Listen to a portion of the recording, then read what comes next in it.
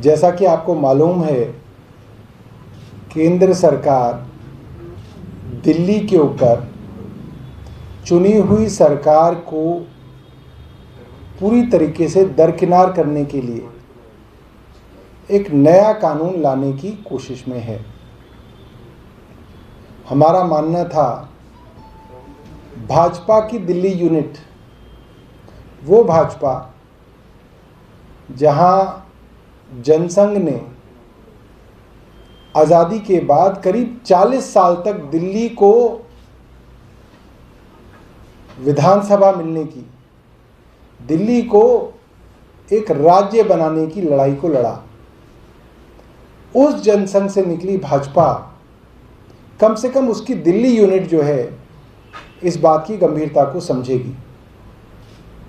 मगर आज मुझे अखबार से ये मालूमात हुई कि भाजपा का 2 दिन का एक अधिवेशन चल रहा है दिल्ली भाजपा का, जिसके अंदर नगर निगम के अंदर करारी हार के बारे में चिंता शिविर जो है वो रखा गया है। मगर जो इनके प्रभारी हैं दिल्ली के, पांडा जी, उन्होंने कल कहा है कि भाजपा के कार्यकर्ता घर घर जाएंगे दिल्ली में और दिल्ली वासियों को बताएंगे कि केंद्र के हाथों में दिल्ली का आना और एलजी द्वारा दिल्ली का शासन चलाए जाना दिल्ली के फायदे की बात है। मुझे लगता है कि बहुत शर्म की बात है कि एक तरफ तो केंद्र सरकार दिल्ली की चुनी हुई सरकार के सारे अधिकार छीन रही है।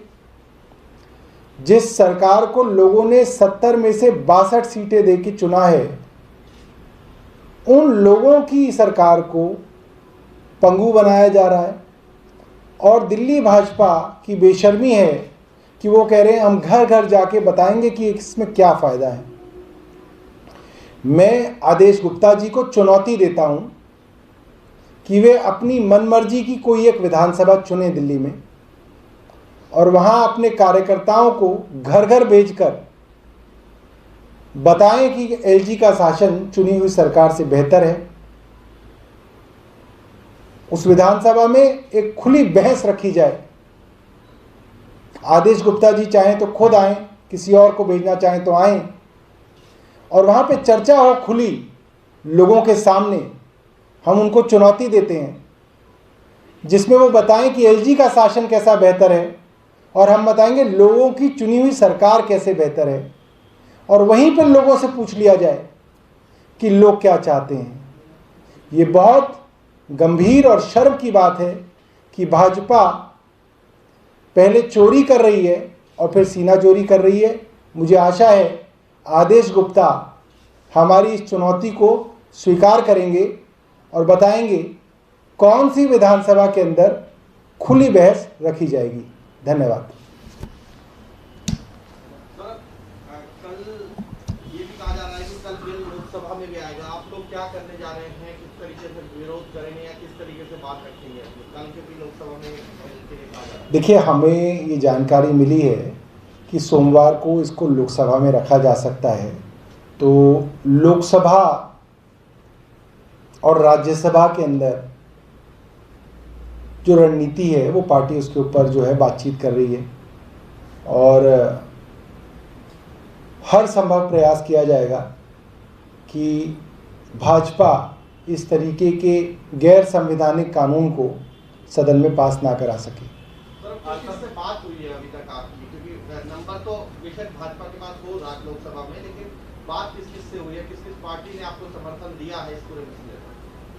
देखिए, मेरे लिए ये बताना उचित नहीं है कि किस किस से बात हुई है, मगर पब्लिक प्लेटफॉर्म्स पे अगर आप देखें तो कई अपोजिशन पार्टीज़ के नेताओं ने खुद ट्वीट करके कहा है कि जो केंद्र सरकार कर रही है वो पूरी तरीके से गैर संवैधानिक है, गैर लोकतांत्रिक है, जिसके अंदर सीताराम येचूरी साहब हैं, तेजस्वी यादव हैं, उमर अब्दुल्ला हैं, ममता बनर्जी हैं और तमाम अपोजिशन के लीडर्स हैं जिन्होंने अपने अपने तरीके से, कपिल सिब्बल हैं, पी चिदम्बरम हैं, जिन्होंने अपने अपने तरीके से ये जताया है कि ये कानून जो केंद्र सरकार लाना चाह रही है, ये मामला आम आदमी पार्टी बनाम भाजपा नहीं है, ये मामला जो है लोकतंत्र बनाम हिटलरशाही है।